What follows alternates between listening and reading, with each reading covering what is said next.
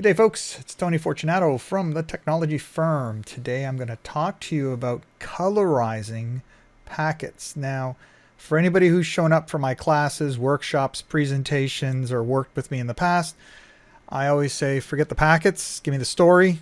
So it's very important you understand the background information. Otherwise, this exercise means absolutely nothing. So just bear with me for a few seconds. Here's the situation. We've got this client over here. We've got the internet over here, and we've put this packet broker tap box right here. So the client goes through the tap, back to the switch, to the firewall, and the firewall's outside facing adapter, connection, whatever you want to call it, goes into the switch, the tap, and back outside. All right. I've also documented the MAC addresses here, so that way later on when you look at a trace, it doesn't all look like Greek. I can actually figure things out pretty good. I've also documented my network interface IDs that you will also see in Wireshark. So all of this you'll see in a second in a trace. So as I've said with a lot of presentations in the past, this is critical. And it doesn't have to be a fancy drawing like this. You can just draw it out on a napkin with a couple of lines and some notes, right? This is just for presentation purposes. In the field, I just grab a scrap piece of paper and I start drawing this stuff out. Because later on, when you look at the trace, this may not be obvious. When you get back to your desk, when you look at this a month later, a year later, whenever you look at this, the packets may not be obvious. So I've taken these two traces, because I'll have a trace from this interface called killer and this interface called Ethernet. So there's two traces. I've called them client because it's from the client side. And I've called this internet from the internet side, or firewall, right? So those are the keywords I put in all my trace files. That way it's a little more obvious when I open the trace. I've put both of them together. I've merged them together. I've got another video on it. I've written about it already in the past. Not a big deal. And I'm left with one trace file. So here it is. Okay. So this one trace file I called merged, because it's obviously merged, and it's got some pings and it's got some DNS in it. What I want to do is visually be able to tell which packets were from the client side and which was from the outside of the firewall or the internet side, okay?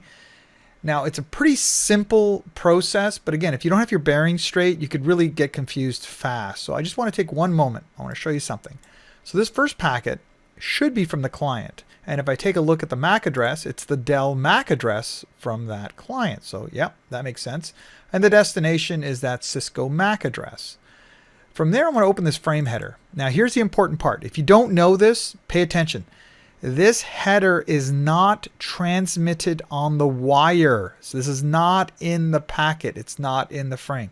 This is something Wireshark puts into the trace for its purposes, right?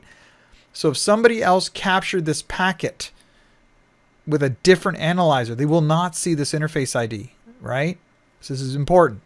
And because I captured the packets on this device using Wireshark and the NPCap driver, Wireshark put these notations in the header for me. So if I open this up, it actually says killer. See that? So just a quick peek back. See, killer, Ethernet. And then this ends with 7077. If I drag this guy back, you will see that it ends with 7077, right? The reason why this is important is it helps you orient yourself, but you can also filter or colorize based on the interface ID. So what I could do is simply right click on this or this and simply go to colorize with a filter and pick my color. I can do that. That's one way to do it. So I can do it using description, using the name, all that stuff works. I can also do it based on the MAC address if I wanted to, right?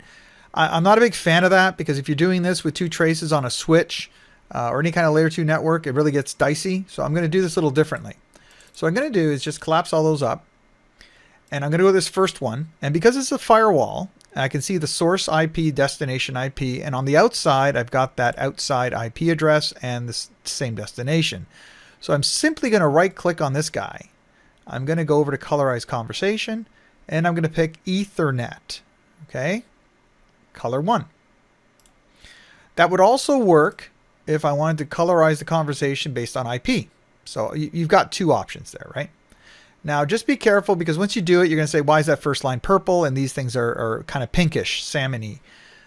It's not. It's just because that first line is selected. I'm going to click away for a moment and see. Now it's the same color as the other ones. All right. So don't let that throw you off. So now it's basically done, right? I've got two colors.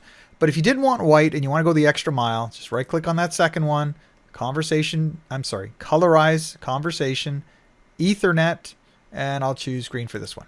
All right. So now you've got the greens and you've got the pinks, and you can start to see the patterns. So the client sends the packet, right?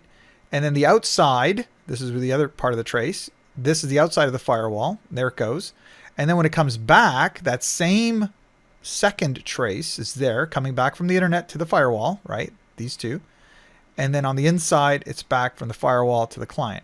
So you can kind of see the pattern relatively quickly on how things behave. And that's good because as you go through the trace, you want a baseline, you want to see a pattern, so on and so on and so on. I'm getting ahead of myself. But that's how you colorize. That's why I colorize. And I hope that helps you out. Have a good day. Bye for now.